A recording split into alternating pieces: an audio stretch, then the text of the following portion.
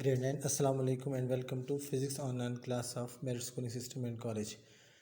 9th class हमने इससे पहले जो लेक्चर था पिछला उसमें हमने एग्जांपल्स कुछ की थी, प्रॉब्लम्स के लिए हमने प्रैक्टिस की थी और कुछ मैंने होमवर्क भी दिया था। अब वो आपने लाजमन किया हुआ होगा। जब आप आएंगी क्लासेस में आएंगे आप तो वो मुझे उस वक्त लाजमन वो चेक करवाइएगा कि आपने वो सॉल्व किए हैं कि नहीं। आज हम इस फर्स्ट चैप्टर के कंसेप्चुअल क्वेश्चन शुरू करेंगे। कंसेप्चुअल क्वेश्चन शुरू करने से पहले मैं आपको ये कहूँगा कि जब भी आप कंसेप्चुअल क्वेश्चन करना चाहें तो जो स्टेटमेंट होती है क्वेश्चन की उसको लाजमी समझने की कोशिश करें। पहले अगर आपको क्वेश्चन समझ आ जाएगा तो आप उसका आंसर बहुत इजीली दे सकेंगे। तो इसलिए कोशिश करें कि पहले आप उसको समझें कि जी वो क्वेश्चन आपका है क्या। अब जिस तरह अगर आप अपनी बुक्स खोलें तो उसमें देखें फर्स्ट जो आपका कंसेप्चुअल क्वेश्चन है वो है how technology is shaped by physics. तो इससे क्या मतलब हुआ कि जो मॉडर्न टेक्नोलॉजी आजकल हम दे रहे हैं उससे फ़िज़िक्स ने कैसे मदद दी है, उसको कैसे ठीक किया या उसको कैसे सुधारा या उसमें कैसे इजाफा किया या क्या कोई मदद भी की है फ़िज़िक्स ने उसमें उस टेक्नोलॉजी में। तो अगर आप गौर से देखें तो हम कहते हैं फ़िज़िक्स जो है वो तकरीबन जितने भी हमारी फील्ड्स हैं, जितनी भी फील्ड्स हमारी हैं इस कॉमन लाइफ में, उन सब में फ़िज़िक्स कहीं ना कहीं शामिल है या फ़िज़िक्स का कहीं ना कहीं हिस्सा है। जैसे हेल्थ देख लें, एग्रीकल्चर देख लें, एनर्जी देख लें, वाटर देख लें, टेक्नोलॉजी देख लें, जिस तरह आईटी की टेक्नोलॉजी हो गई, मोबाइल नेटवर्क्स हो गए, ऑटोमोबाइल हो गया, रोड्स हो गया, कंस्ट्रक्शन हो गई, यानी कोई भी नाम लें आप तो उसमें हर जगह फ़िज़िक्स का कहीं ना कहीं किसी न किसी जगह अमल दखल मौजूद है। तो हम कह सकते हैं कि जो मॉडर्न टेक्नोलॉजी है उसमें फ़िज़िक्स ने बहुत काम किया है, यानी उसको बहुत ज़्यादा फ़ायदा पहुंचाया है फ़िज़िक्स ने। अब हम देखते हैं कि किसी जगह भी अगर आप उसमें हेल्थ में देखें तो हम कहते हैं उसमें भी फ़िज़िक्स का एमआरआई, आपकी सीटी स्कैन, एक्स रेज़, ये जितनी भी चीज़ें आप वर्ड्स यूज़ करते हैं या जितने टेस्ट वगैरह आप कंडक्ट होते हैं, ये क्या है, ये सब के सब हम कहते हैं ये फ़िज़िक्स की रूह से आप कर सकते हैं। एमआरआई को आप एक्सप्लेन करें तो आप on the basis of physics, CT scan on the basis of physics आप इसको कर सकते हैं। रोड्स की बैंकिंग देखें, आप पढ़ेंगे भी आगे कि रोड्स को हम कर्व क्यों बनाते हैं। जब मोड़ कहीं आता है जहाँ पर गाड़ी ने रोड ने मुड़ना हो तो वो हम देखते होते हैं उसको क्यों हम उसको एक तरफ से ऊपर और एक तरफ से नीचे करते हैं। पिलर्स हम देखें कैसे जब कंस्ट्रक्शन के दौरान बनाते हैं वो, ये सब चीज़ें। टीवी का भी देखें तो आधे से ज़्यादा बेस इसी पे करता है। तो हम कह सकते हैं फ़िज़िक्स जो है वो बहुत इंपॉर्टेंट रोल अदा कर रहा है हर एक फील्ड में, चाहे वो कोई भी टेक्नोलॉजी हो, कोई भी फील्ड हो। आईटी की फील्ड में देख लें, मोबाइल्स में देख लें, कहीं पर भी आप देखें तो वो सब के सब में कहीं ना कहीं इसका मल दखल भी है। इस तरह नेक्स्ट आपके जो क्वेश्चन कंसेप्चुअल आता है कि why are measurements important. Measurements क्यों इंपॉर्टेंट हैं फ़िज़िक्स में, मेजरमेंट्स क्यों इंपॉर्टेंट हैं। अब अगर स्टार्ट था जब चैप्टर पढ़ रहे थे तो मैंने आपको बताया था जब पिछले 2-3 लेक्चर में से कहीं पे कि फ़िज़िक्स जो है वो बेस ही मेजरमेंट पे करती है। क्योंकि हम कहते हैं फ़िज़िक्स जो है उसमें क्वांटिटीज़ जो आप यूज़ करते हैं वो फिज़िकल क्वांटिटीज़ कहलाती हैं, जैसे लेंथ हो गया, मास हो गया, time, temperature, pressure, density, volume. ये सब चीज़ें जो हैं ये मेजरेबल हैं। कहीं ना कहीं इनको हमने मेजर किया हुआ है या मेजर करने की ज़रूरत पड़ती है जब फिज़िक्स इन चीज़ों से, इन फिज़िकल क्वांटिटी से मिलकर बनी है। यानी कौन सी, अब हम कहते हैं लफ्ज़ आपका इस्तेमाल होगा, आप फिज़िक्स जब पढ़ेंगे आगे तो मेनली आपका लफ्ज़ इस्तेमाल का होगा physical quantity, physical quantity, physical quantity. तो हम डिफ़ाइन करते हैं फ़िज़िकल क्वांटिटी को ऐसी क्वांटिटीज़ जो मेजरेबल हैं, जिनको हम मेजर कर सकते हैं। अभी मैंने एग्जांपल में आपको बोला है कि वो मेजरेबल क्वांटिटीज़ कौन सी बन जाती हैं आपकी। मिसाल के तौर पर हम कहते हैं कि लेंथ हो गया, मास हो गया, टाइम हो गया, टेम्परेचर हो गया, ये सब तमाम चीज़ें जो है ये मेजरेबल हैं। आप बता सकते हैं किसी चीज़ की लेंथ कितनी है, आप बता सकते हैं किसी चीज़ का मास कितना है, आप बता सकते हैं टेम्परेचर कितना है। यानी सारी चीज़ें जो हैं वो क्या हैं, सारी चीज़ें मेजरेबल हैं। ठीक, तो हम कहते हैं ये सारी मेजरेबल क्वांटिटी। तो मेजरमेंट एक बहुत अहम रोल प्ले करता है इस फिज़िक्स में। यानी हम कह सकते हैं ये बेस भी है फिज़िक्स की। मिसाल के तौर पर अगर आप किसी को कहते हैं कि किसी चीज़ की स्पीड बहुत ज़्यादा है या किसी चीज़ की हाइट बहुत ज़्यादा है, यानी हम कहते हैं कि this car is moving with larger speed, या आप कह सकते हैं you are late for work. अब आप इस बात को समझ नहीं सकते। मतलब अगर मैं कहूँ कि आप किसी गाड़ी कहते हैं इसकी लार्जर स्पीड है, बहुत ज़्यादा स्पीड है, तो हम उसको अगर मेजरेबल करना चाहें, अगर हम उसको इस तरह कहें कि आपकी गाड़ी की स्पीड है 120 किलोमीटर पर आवर, तो वो बहुत ज़्यादा प्रिसाइज हो जाएगी, बहुत ज़्यादा कॉमन हो जाएगी, समझने के काबिल हो जाएगी कि आपने मेजर करके बताया कि आप एक जगह कहते हैं यार इसकी स्पीड बहुत ज़्यादा है, जबकि आप उसको दूसरी तरफ स्टेटमेंट देते हैं कि इसकी स्पीड जो है वो 120 किलोमीटर पर आवर है। तो ज़्यादा बेहतर समझने वाली चीज़ क्या होगी? बहुत ज़्यादा में से तो देखें 70 भी बहुत ज़्यादा हो जाएगी, 80 भी बहुत ज़्यादा है, लेकिन अगर आप जब उसको एग्जैक्ट बताएंगे मेजर करके कि स्पीड आपकी 120 किलोमीटर पर आवर है, तो इसका मतलब है ये स्पीड ज़्यादा है। इसलिए हम कहते हैं टाइम कम, कहते हैं इसने बहुत टाइम लिया है जी, ये काम करने में इसने बहुत टाइम लिया है। अब बहुत टाइम से मुराद अगर उसी का मैं कहूँ कि इसने इस टाइम को 1 घंटे में किया है जी, जबकि ये काम 10 मिनट का करने का था, इसने इसमें बहुत ज़्यादा टाइम लिया है। कितना टाइम लिया? इसने इस काम को 1 घंटे में किया। अब ज़्यादा टाइम लेने का मुराद 10, अगर कोई काम आप कर रहे हैं 10 मिनट में, अगर वो आप 15 मिनट में कर दे तो आप फिर भी कह सकते हैं ज़्यादा टाइम लिया है। तो अगर ज़्यादा टाइम में तो 15 मिनट भी आ सकते हैं, ज़्यादा टाइम में तो 25 मिनट भी आ सकते हैं। अगर आप प्रिसाइज होकर ये कहें कि जी इसने इस काम को करने में 1 घंटा लिया है, तो ये ज़्यादा बेहतर रहेगा। इसलिए हम कहते हैं फ़िज़िक्स में मेजरमेंट जो होती हैं वो बेसिक रोल प्ले करती हैं। तो अगला हम करते हैं जी, अगला नेक्स्ट आपका क्वेश्चन बनता है, why area is a derived quantity. अब क्वांटिटीज़ को अगर आप गौर करें तो हमने 2 किस्म की फ़िज़िकल क्वांटिटीज़ पढ़ी थी। एक कौन सी होती है? एक को हम कहते हैं बेस फिज़िकल क्वांटिटी और एक को हम कहते हैं डिराइव्ड फिज़िकल क्वांटिटी। जो बेस फिज़िकल क्वांटिटी है वो हम कहते होते हैं कि वो कौन सी बेस फिज़िकल क्वांटिटी होती है? हम कहते हैं एक सेट हमने लिया है जो 7 क्वांटिटीज़ का, और हमने कहा कि ये जो 7 क्वांटिटीज़ हैं ये कहलाती हैं बेस फिज़िकल क्वांटिटीज़। और ये बेस भी इसलिए हैं कि ये किसी से नहीं बनती, यानी ये अब आप जब डिराइव्ड बताऊंगा ना तो उसमें आपको समझ आएगी कि ये किसी से नहीं बनती से क्या मुराद। यानी बेस फिजिकल क्वांटिटी हम कहते हैं 7, उसमें मैं चंद एक अगर आपको बताऊँ, आप वैसे पढ़ चुके हैं, मैं आपको जस्ट रिफ़्रेश कर रहा हूँ। लेंथ हो गया, टाइम हो गया, मास हो गया, टेम्परेचर हो गया, यानी ये सब चीज़ें जो हैं ये कि हमने ये 7 ऐसी चीज़ें ली थी और हमने कहा था ये 7 के सेट को हमने कहा था ये क्या है, ये चीज़ें कहलाती हैं बेस फिज़िकल क्वांटिटीज़। दूसरी हमने फिज़िकल क्वांटिटी की टाइप पढ़ी थी डिराइव्ड फिज़िकल क्वांटिटी। डिराइव्ड हमने कहा था ऐसी क्वांटिटीज़ जो बेस क्वांटिटी 2 या 2 से ज़्यादा बेस क्वांटिटीज़ को मल्टीप्लाई डिवाइड करके मिलें, उनको हम कहते हैं डिराइव्ड फिज़िकल क्वांटिटीज़। यानी वो फिज़िकल क्वांटिटीज़ जो हम कहाँ से डिराइव का मतलब होता है अखज़ करना, बनाना। तो डिराइव्ड क्वांटिटीज़ कहाँ से निकलती हैं? वो असल में निकलती होती हैं, हम बनाते होते हैं वो बेस फिज़िकल क्वांटिटीज़ से। कैसे?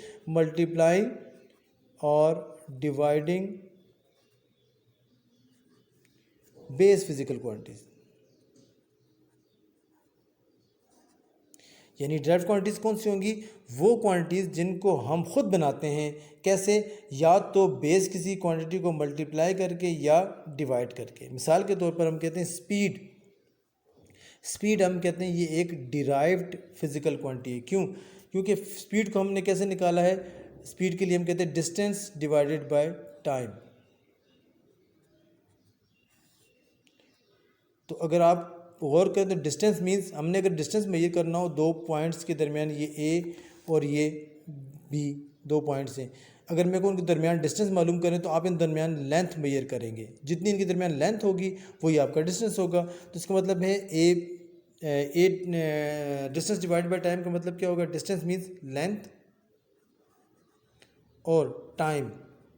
इसका मतलब है कि स्पीड मैंने फिज़िकल क्वांटिटी बनाई है किस तरह? 2 बेस क्वांटिटीज़ को मिलाकर। कैसे? दोनों को डिवाइड करके। दोनों कौन सी बेस क्वांटिटीज़ हैं? एक है लेंथ और एक है टाइम। इन दोनों को मैंने डिवाइड किया तो मैंने एक डिराइव्ड क्वांटिटी बनाई। कौन सी? स्पीड। तो स्पीड कैसी क्वांटिटी है? डिराइव्ड। अब इसको मैंने बनाया है, जबकि मैंने पहले कहा था कि हम जो बेस फिज़िकल क्वांटिटीज़ उनको हम बना नहीं सकते। ठीक है, अब लफ्ज़ आपको बनाने का समझ आया होगा। मैंने कहा था जो कि ये जो 7 क्वांटिटीज़ है ये हम किसी और क्वांटिटी से बना नहीं सकते, जबकि इससे और क्वांटिटीज़ बन सकती हैं। जिस तरह भी हमने कहा स्पीड जो है वो एक डिराइव्ड फिज़िकल क्वांटिटी जो हमने कैसे बनाई है? By dividing length and time. अब क्वेश्चन में आपका है कि एरिया क्यों एक फिज़िकल क्वांटिटी है, derived physical quantity? Why area is a derived physical quantity. Area जो है वो एक डिराइव्ड फिजिकल क्वांटिटी है, यानी ये बेस में नहीं आती। तो वो डिराइव्ड फिजिकल क्वांटिटी क्यों है? तो हम देखते हैं एरिया को हम डिराइव करते हैं, बनाते हैं कैसे? हम कहते हैं एरिया को अगर आप गौर करें तो एरिया क्या होता है? एरिया है लेंथ मल्टीप्लाई बाय ब्रेड्थ या विड्थ, यानी लेंथ को आप विड्थ से या ब्रेड्थ से मल्टीप्लाई करें तो वो बन जाता है एरिया। अगर ये आपके पास एक स्क्वायर है, ठीक है, इसकी आप लेंथ मल्टीप्लाई बाय विड्थ करेंगे, इन दोनों को आपस में मल्टीप्लाई करेंगे तो इसका एरिया आपको मिल जाएगा। लेंथ मेजर करेंगे आप, अगर विड्थ को भी देखें तो विड्थ भी एक्चुअली ये इस हिस्से की लेंथ है, तो इसको मैं लिख सकता हूँ कि असल में एरिया क्या है? एक साइड की लेंथ और दूसरी साइड की लेंथ। ठीक हो गया। तो अब अगर आप गौर करें तो एरिया को मैंने कैसे डिराइव्ड किया है? एरिया डिराइव्ड हुआ है by multiplying to base quantities. कौन कौन सी? लेंथ एंड लेंथ, ये बेस क्वांटिटीज़ हैं। तो एरिया क्यों डिराइव क्वांटिटी? क्योंकि एरिया को हम कहते हैं, हम डिराइव करते हैं, एरिया को हम बनाते हैं by multiplying to base quantities length and length. ठीक हो गया जी, ये हमारे पास आ गया डिराइव्ड फिजिकल क्वांटिटीज। अगला आपका क्वेश्चन है, name any 4 derived units and write them in their base unit.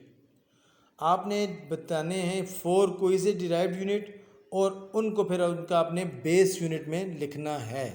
Base quantities के जो यूनिट होते हैं वो कहलाते हैं बेस यूनिट्स, और जो डिराइव्ड क्वांटिटीज़ के यूनिट होते हैं वो कहलाते हैं derived units. For example base quantity है लेंथ, इसका यूनिट है मीटर, तो मीटर कैसा होगा? Base unit. क्यों? क्योंकि ये एक बेस क्वांटिटी लेंथ का यूनिट है। इसी तरह स्पीड एक फिजिकल क्वांटिटीज है, कौन सी? डिराइव्ड फिजिकल क्वांटिटी, इसका यूनिट है मीटर पर सेकंड। तो मीटर पर सेकंड जो है वो कैसा यूनिट हो जाएगा? Derived unit. क्यों? क्योंकि ये डिराइव्ड फिजिकल क्वांटिटी का यूनिट है। अब आपने बताना है ऐसी क्वांटिटीज़ के जिनके डिराइव्ड यूनिट भी बताने हैं, उनके बेस यूनिट भी बताने हैं, जिनके डिराइव्ड यूनिट भी हों और बेस यूनिट भी हों। अब वो एग्जांपल देखें, आपको समझ आएगी। मिसाल के तौर पर तो फोर्स, ठीक है, एक फिजिकल क्वांटिटी है फोर्स, ठीक, इसका डिराइव्ड यूनिट, इसका डिराइव्ड यूनिट है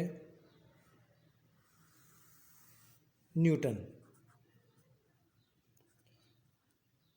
ठीक, और ये इसको हम एन से डिनोट करते हैं। ये डिराइव्ड यूनिट न्यूटन जो मैंने है वो डिराइव कैसे किया है? वो मैंने बेस से किया है, यूनिट से किया है। तो बेस यूनिट, किन बेस यूनिट से मैंने इसको डिराइव किया है? असल में हम कहते हैं ये न्यूटन जो है वो डिराइव्ड हुआ है किलोग्राम मीटर पर सेकंड स्क्वायर, यानी ये जो न्यूटन यूनिट है ये डिराइव्ड यूनिट है। और किस बेस यूनिट से ये डिराइव्ड हुआ है? किलोग्राम मीटर पर सेकंड स्क्वायर। असल में फोर्स जो यूनिट है वो किसका है?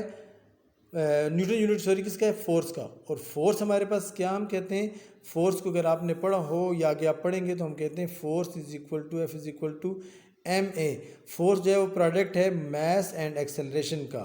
ठीक हो गया। मैस जो है उसका यूनिट अगर आप देखें तो वो बनता है किलोग्राम, और एक्सेलरेशन का यूनिट बनता है मीटर पर सेकंड स्क्वायर। तो ये दोनों मिलकर क्या बनाया? ये फोर्स का यूनिट हो गया किलोग्राम मीटर पर सेकंड स्क्वायर। ये क्या बन गया? ये आपके पास बेस यूनिट हो गया, और इसको हमने लिखा न्यूटन। ठीक है। तो बाज़ दफ़ा क्वेश्चन आता है कि 1 न्यूटन किसके इक्वल होता है? तो आप लिख सकते हैं 1 न्यूटन इक्वल होता है किलोग्राम मीटर पर सेकंड स्क्वायर के। ठीक हो गया। इस तरह वर्क, ये इसका यूनिट हम लिखते हैं जूल, ठीक, और ये किस से निकला है? जैसे इसको नोट करते हैं, इसकी बेस यूनिट क्या है? Newton metre. फिर न्यूटन को हम क्या लिख सकते हैं? देखें ये मैंने लिखा है, तो आप इसको ये भी कर सकते हैं, न्यूटन की जगह आप लिख सकते हैं किलोग्राम मीटर पर सेकंड स्क्वायर, और फिर ये मीटर, ये वाला मीटर, ठीक है, ये किलोग्राम। अब इसको अगर आप लिखें तो क्या लिखेंगे? किलोग्राम मीटर स्क्वायर पर सेकंड स्क्वायर। देखिए मैंने न्यूटन की जगह क्या लिखा? किलोग्राम मीटर पर पर मीटर पर सेकंड स्क्वायर ये चीज़ था, देखिए किलोग्राम मीटर पर सेकंड स्क्वायर, ये मैंने न्यूटन की जगह लिख ली और ये साथ मीटर उस तरह आ गया। अब इसको मैं लिखूँगा मीटर और मीटर मीटर स्क्वायर बन जाएगा, किलोग्राम मीटर स्क्वायर पर सेकंड स्क्वायर, तो ये हो जाएगा वर्क का, ये हो जाएगा वर्क का बेस यूनिट, क्योंकि देखिए इसमें बेस इस्तेमाल हो रहे हैं यूनिट्स, किलोग्राम मीटर सेकंड ये बेस यूनिट है, और इसका डिराइव्ड यूनिट मैंने क्या बनाया, जूल। इसी तरह अगला आ जाते हैं वॉल्यूम।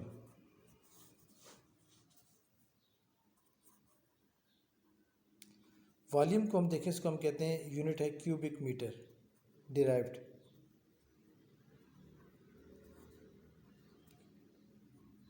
मीटर क्यूब, ठीक हो गया। अब इसको कौन से बेस यूनिट से हमने बनाया है, metre multiply by metre multiply by metre. क्यों, क्योंकि वॉल्यूम क्या होता है, वॉल्यूम होता है length multiply by breadth multiply by height, ठीक हो गया। तो लेंथ के लिए भी हम मीटर यूनिट, ब्रेड्थ के लिए भी मीटर और हाइट के लिए भी मीटर, तो ये चीज़ तभी हमने ऐसे इसका लिख लिया, ठीक हो गया जी, ये वॉल्यूम हो गया। चौथा प्रेशर,